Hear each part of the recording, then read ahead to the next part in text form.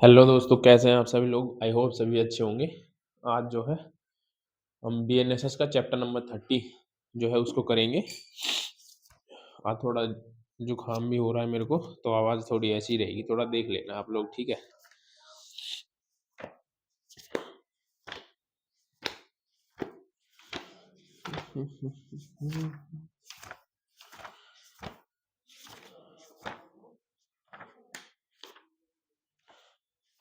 हमने जो है बीएनएसएस के लगभग 400 सेक्शन तक कर लिया है, 406 तक कंप्लीट कर लिया है। अब जो है हम 407 से स्टार्ट करेंगे। तकरीबन तकरीबन 90% जो है हमारा सिलेबस बीएनएसएस का कंप्लीट हो चुका है, ठीक है? और कुछ ही दिनों में जो है ये जो बीएनएसएस है इसको भी हम खत्म कर देंगे। और इसके बाद में मैंने फैसला किया है कि हम जो है कॉन्स्टिट्यूशन स्टार्ट करेंगे। यदि आप लोगों को फिर ऐसा लगता है कि कुछ और पढ़ाना चाहिए तो आप लोग उसको एक बार कमेंट करके बता देना। हम आते हैं सेक्शन नंबर 407 पर, चैप्टर नंबर 30, ठीक है? चैप्टर नंबर 30 जो कि 407 से लेकर के 410 11 तक है, 412 जो कि 412 तक है। क्या कहता है? Submission of death sentence for confirmation.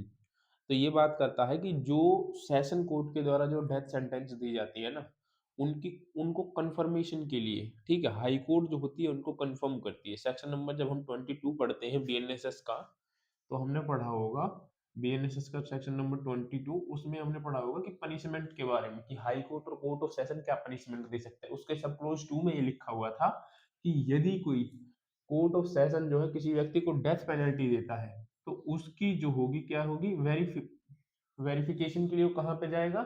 High court के पास जाएगा, और हाई कोर्ट के 2 जजेस मिलकर के जो है इस चीज को डिसाइड करेंगे कि ये जो डेथ पेनल्टी दी है लोअर कोर्ट ने, क्या ये सही है या गलत है।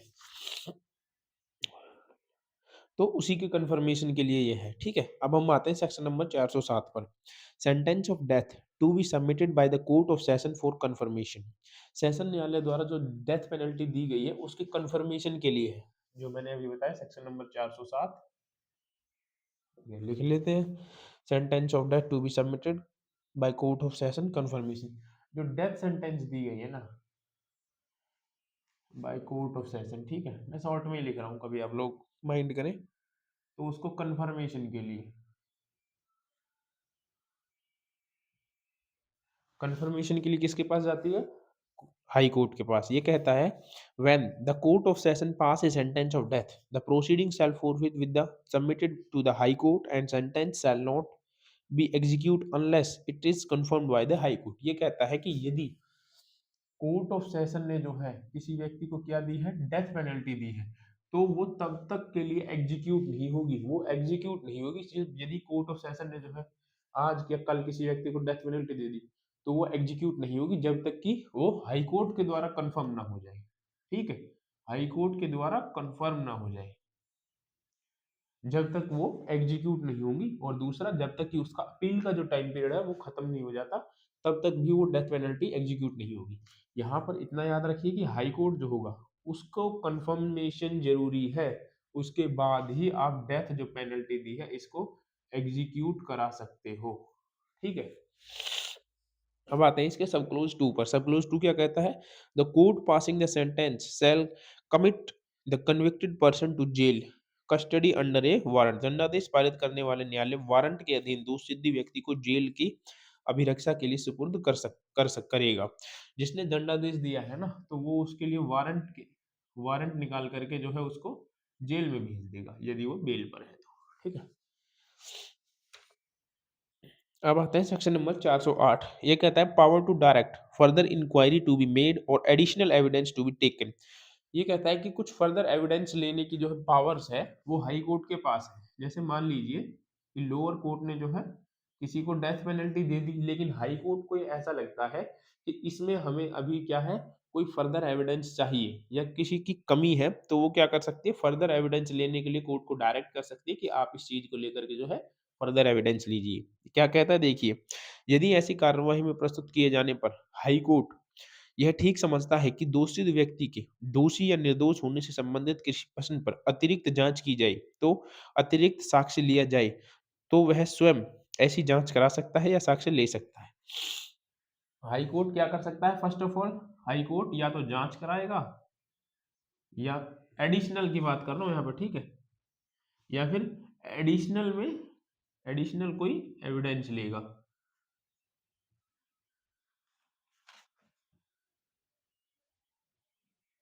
एविडेंस लेगा और क्या कर सकता है? वो खुद लेगा हाई कोर्ट, खुद ही लेगा हाई कोर्ट, ठीक है। हाई कोर्ट जांच और एविडेंस दोनों खुद ही लेगा। एविडेंस यदि उसको एडिशनल में लेने हैं, या सेशन न्यायालय द्वारा लिए जाने का निर्देश दे सकता है, या फिर कौन कर सकता है? कोर्ट ऑफ सेशन, या फिर डायरेक्ट कर सकता है कोर्ट ऑफ सेशन को कि आप जो है इन पॉइंट्स पर जो है ये क्या कीजिए, फर्दर एविडेंस लीजिए या फिर जांच कीजिए। उसके बाद सब क्लोज 2 कहता है, जब तक हाई कोर्ट अन्यथा निर्देश न दे, दोषित व्यक्ति को जांच किए जाने या साक्ष्य लिए जाने के समय उपस्थित होने से अभिमुक्ति दी जा सकती है। जब तक हाई कोर्ट कोई ऑर्डर नहीं दे देता ना, तब तक क्या किया जा सकता है? जो अक्यूज पर्सन है, जो कन्विक्टेड पर्सन है, उसकी प्रेजेंस को जो है क्या दी जा सकती है? एग्जम्पशन दी जा सकती है कि उसकी अपीयरेंस जरूरी नहीं है। उसके बाद आता है सब क्लोज 3। सब क्लोज 3 क्या कहता है? जब जांच या साक्ष्य यदि कोई हो, हाई कोर्ट द्वारा नहीं ली गई है, नहीं की गई है या नहीं लिया गया है, तो ऐसी जांच या साक्ष्य का परिणाम प्रमाणित करके उस न्यायालय को भेज दिया जाएगा, ठीक है। यदि जो है हाई कोर्ट ने कोई फर्दर एविडेंस नहीं लिया है, ये सारा प्रोसीजर नहीं किया है, तो कोर्ट क्या करेगा? अपनी जो रिपोर्ट होगा वो कोर्ट ऑफ सेशन को भेज देगा। जो भी होगी, या तो कंफर्म होगी या फिर रिजेक्ट कर देगा उसका कोर्ट। दो ही चीजें होंगी।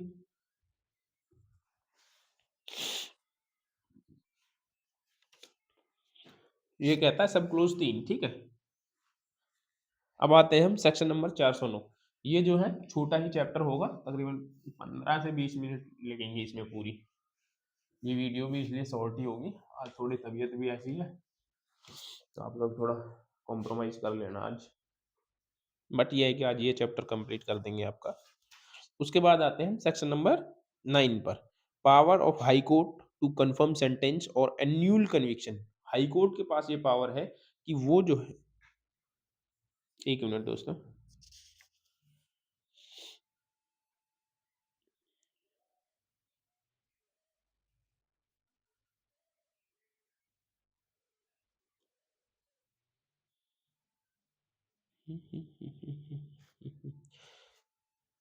हाँ, अब आते हैं हम section number 409, power to high court to confirm sentence और एन्युअल कन्विक्शन। हाई कोर्ट के पास ये पावर है कि वो जो दंडादेश दिया गया है सेक्शन 409 में, ठीक है, वो जो दंडादेश कोर्ट ऑफ सेशन के द्वारा दिए गए, या तो उसको कंफर्म करे, ठीक है, या फिर क्या करें, दूसरा ऑप्शन क्या है, या फिर एन्युअल करे। एन्युअल मतलब वॉइड कर दे, नुल कर दे, ठीक है।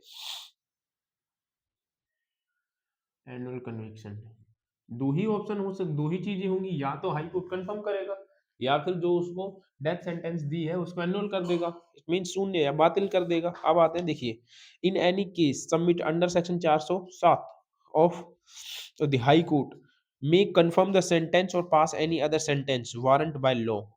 दंडादेश की पुष्टि कर सकता है और विधि द्वारा समर्थित कोई अन्य दंडादेश दे सकता है। तो इसमें एक बात कही कि पहला, दंड डेथ पेनल्टी जो है उसको क्या कर सकता है? कंफर्म तो कर सकता है, कंफर्म के साथ साथ में उसको अनोदर पेनल्टी भी दे सकता है, ठीक है, जो कि लॉ में दे रखी हो कोई ऐसी पेनल्टी। अरे यार, ए पहले आएगा एल बाद में, कोई अनोदर पेनल्टी भी जो है उसको दे सकता है। उसके बाद सब क्लोज बी क्या कहता है? दोष सिद्धि को बातिल कर सकता है और अभियुक्त को ऐसी अपराध के लिए दोष सिद्ध कर सकता है जिसके लिए सेशन न्यायालय उससे दोष सिद्धि कर सकता है, या उसी संशोधन आरोप पर नए विचारण का आदेश दे सकता है। देखिए ये क्या कहता है, या तो फिर क्या कर सकता है, जो डेथ पेनल्टी दी है उसको एनुअल कर सकता है, उसको रद्द कर सकता है, और का फर्दर ऑर्डर दे सकता है कि वो जो है, जो संशोधित उसके खिलाफ आरोप लगाए गए हैं उस पर नए सिरे से विचारण करे। ट्रायल जो होगी वो एक बार दोबारा से करे कोर्ट, ठीक है, नए विचारण करे। उसके बाद सी क्या कहता है? मे एक्यूट द अक्यूज पर्सन, या फिर जो है उसको कोर्ट एक्यूट कर सकती है। थर्ड, कोर्ट क्या कर सकती है? उसको एक्यूट कर सकती है। आया समझ में? याद रखना यहाँ पर इसमें एनुअल में फर्क है, यहाँ पे और यहाँ पे दोनों में फर्क है। एनुअल का मतलब होता है कि जो डेथ पेनल्टी दी है उसको रिजेक्ट कर देना, डेथ पेनल्टी को, और उस कोर्ट ऑफ सेशन को ऑर्डर देना कि आप जो है नए सिरे से एक बार दोबारा से ट्रायल कीजिए, जिस कोर्ट ऑफ सेशन ने ये डेथ पेनल्टी दी थी या उसको ये राइट था, ठीक है। उसके बाद सी में कहता है कि किसी व्यक्ति को एक्विटल कर देना, उस केस से ही बरी कर देना किसी को। यहाँ पर सिर्फ वो डेथ पेनल्टी को सस्पेंड किया था, ठीक है, और यहाँ पर किसी व्यक्ति को केस से ही सस्पेंड कर दे, मतलब एक्यूट कर दे रहे हैं, पूरे केस से ही बरी कर दे रहे हैं, तो दोनों में फर्क है।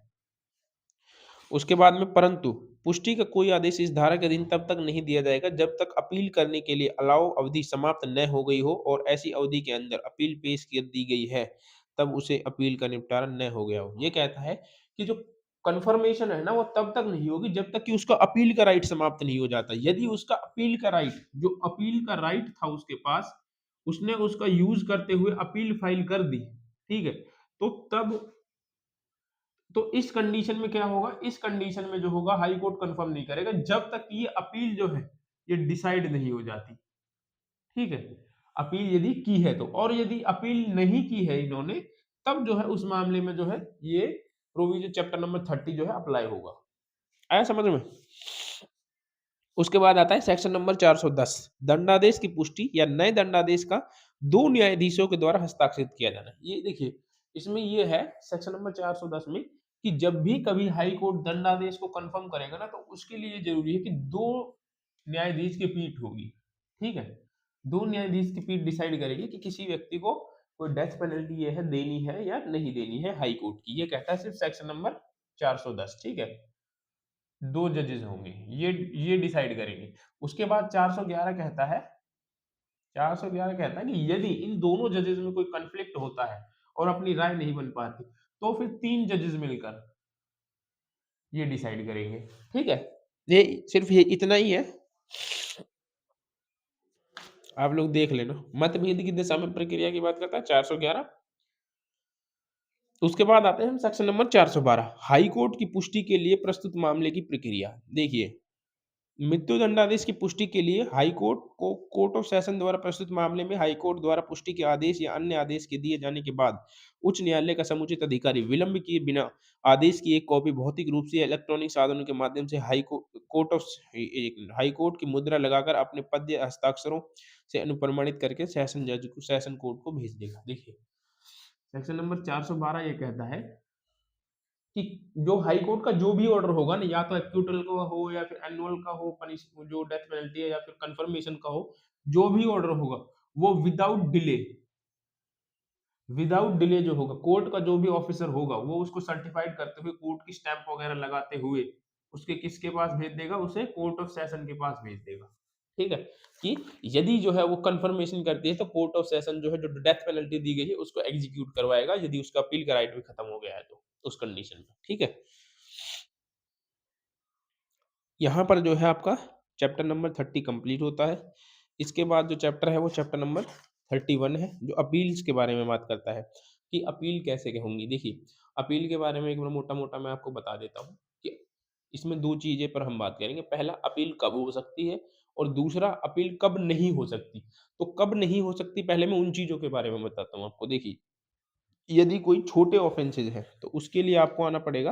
पहला तो सब सेक्शन ओ सॉरी सेक्शन नंबर 413 जो ये कहता है कि जब तक लॉ में प्रोवाइड ना हो तब तक आप अपील कर ही नहीं सकते। यदि लॉ में कोई दिया नहीं गया कि आप इसके खिलाफ जो है अपील में जा सकते हो तो आप अपील नहीं कर सकते। यदि दे रखा है स्पेसिफिकली तभी आप जो है अपील कर सकते हो।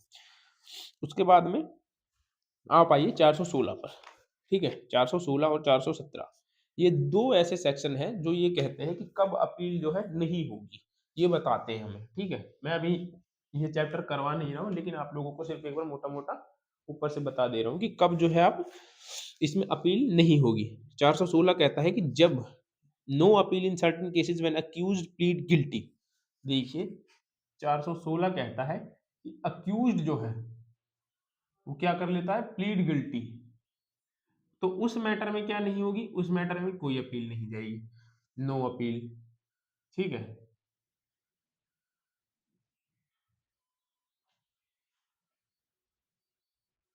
कोई अपील जो है उस मैटर में नहीं जाएगी। उसके बाद 417 है। 417 क्या कहता है नो अपील, वो भी ठीक था जो मैंने पहले लिखा था, बट शॉर्ट में ही लिखते हैं, पढ़ाना थोड़ी है। No appeal. उसके बाद में 417 कहता है कि कुछ छोटे ऑफेंसेस में अपील करना होगा, ठीक है। No appeal in petty cases. जब हमने पिटी ऑफेंसेस के बारे में पढ़ा था कि कौन कौन से पिटी ऑफेंसेस होते, no no appeal in petty offences, petty cases. Petty cases शायद से 229 में पढ़ा था, ठीक है। क्या कहता है किन में नहीं होगी? फर्स्ट कहता है जिसको, जो इसका क्लोज ए है, वो क्या कहता है कि यदि हाई कोर्ट ने जो है किसी को 3 महीने से कम की सजा दी है और उस पर जो है 1,000 रुपए तक का जुर्माना लगाया है। फर्स्ट, यदि हाई कोर्ट ने किसी को कितनी सजा दी है? 3 मंथ से कम, और फाइन कितना लगा है? 1,000 रुपए, ठीक है। तो इस मामले में जो है अपील नहीं होगी। उसके बाद बी कहता है कि कोर्ट ऑफ सेशन, ठीक है, यदि कोर्ट ऑफ सेशन ने किसी व्यक्ति को कितनी सजा दी है? 3 महीना, और उस पर जुर्माना लगाया है 200 रुपए, ठीक है। तो 3 मंथ, फाइन कितना है? 200 रुपए या उससे कम है, तब उस मामले में भी जो है कोई अपील नहीं होगी। उसके बाद सी क्या कहता है? सी कहता है कि यदि जुडिशियल मजिस्ट्रेट फर्स्ट क्लास ने किसी व्यक्ति पर 100 रुपए से जो है कम का जुर्माना लगाया है, judicial magistrate second first class किसी पर 100 रुपए तक का फाइन लगाया है या कम, या उससे कम, तब उस मामले में भी अपील आप नहीं कर सकते। उसके बाद डी कहता है कि यदि मजिस्ट्रेट ने जो है 283 के अधीन, 283 बात करता है समरी ट्रायल की, ठीक है, समरी ट्रायल के अधीन जो है केवल 200 रुपए से कम का कोई जुर्माना लगाया है। मजिस्ट्रेट ने क्या लगाया है? 200 रुपए तक का या कम, सेक्शन 283 के अधीन, ठीक है। तब जो है उस मामले में भी आप अपील नहीं कर सकते। तो आप इन 4 मामलों में जो है किसी भी तरीके से नो अपील, अपील नहीं कर सकते। यदि पहला, हाई कोर्ट ने आपको 3 महीने तक की सजा और 1,000 रुपए तक का फाइन लगाया है। दूसरा, कोर्ट ऑफ सेशन ने जो है आपको 3 महीने की सजा और क्या लगाया? फाइन 200 रुपए तक का लगाया है। तीसरा, जुडिशियल मजिस्ट्रेट फर्स्ट क्लास ने आपको 100 रुपए तक का फाइन लगाया है। मजिस्ट्रेट ने आपको 200 रुपए तक का फाइन लगाया है सेक्शन 283 के कार्रवाई के अधीन, ठीक है। तो इन मामलों में जो है आप अपील नहीं ले सकते। उसके बाद एक प्रोविजो भी है इसमें। प्रोविजो क्या कहता है देखिए, परंतु यदि ऐसे किसी दंडादेश के साथ कोई अन्य दंड मिला है, तो किसी दंडादेश के विरुद्ध अपील की जा सकती है, किंतु केवल इस आधार पर अपील नहीं होगा कि ये देखिए, यदि इस दंडादेश के अलावा, यदि 3 महीने की सजा के अलावा भी कोई दंडादेश मिला है, मतलब कि मान लीजिए 2 ऑफेंसेस का ट्रायल एक साथ होता है, एक में 3 महीने की सजा मिल गई, एक में जो है 1 ईयर की मिल गई, तो अब आप इसमें अपील कर सकते हो। आपके पास ये पूरा राइट है कि आप अपील में जा सकते हो। उसके बाद कहता है किंतु केवल इस आधार पर अपील नहीं होगी कि फर्स्ट क्लॉज कहता है that the person convicted is ordered to furnish security to keep the peace। यदि उससे जो है क्या ली गई है? शांति बनाए रखने के लिए श्योरिटी ली गई है, 1,000 रुपए है, ठीक है। यदि उससे शांति बनाए रखने के लिए 2,000 रुपए भी ले लिए गए, 2,000 रुपए के लिए फर्दर श्योरिटी ले ली गई, तो आप इसके खिलाफ भी जो अपील में नहीं जा सकते, सिर्फ इस वजह से। उसके बाद आता है जुर्माना न देने पर जो व्यक्तिक्रम होने की दशा में कारावास दिया गया है, उसमें यदि मान लीजिए कि आपको जो है 1,000 रुपए का जुर्माना यहाँ पे लगाया था, लेकिन आप वो 1,000 रुपए देने में डिफॉल्ट करते हैं, तो उस कंडीशन में जो आपको कारावास होगा ना, उसकी भी जो है आप अपील नहीं कर सकते। और फिर आप ये नहीं कह सकते कि मेरे को जो है हाई कोर्ट ने 3 महीने से ज्यादा की पनिशमेंट दी है, या फिर कोर्ट ऑफ सेशन ने 3 महीने से ज्यादा दी। क्यों? वो क्यों है कि जब आपने फाइन पे नहीं किया, तो उस कंडीशन में जो है आपको एडिशन में जो है पनिशमेंट दी गई, लेकिन वो जो है इसी के अंदर आएगी। आप उसके खिलाफ जो है अपील में नहीं जा सकते। यदि उसके बाद कहता है कि यदि आरोपित जुर्माना जो है कुल रकम से ज्यादा नहीं है, तब भी आप नहीं जा सकते, ठीक है।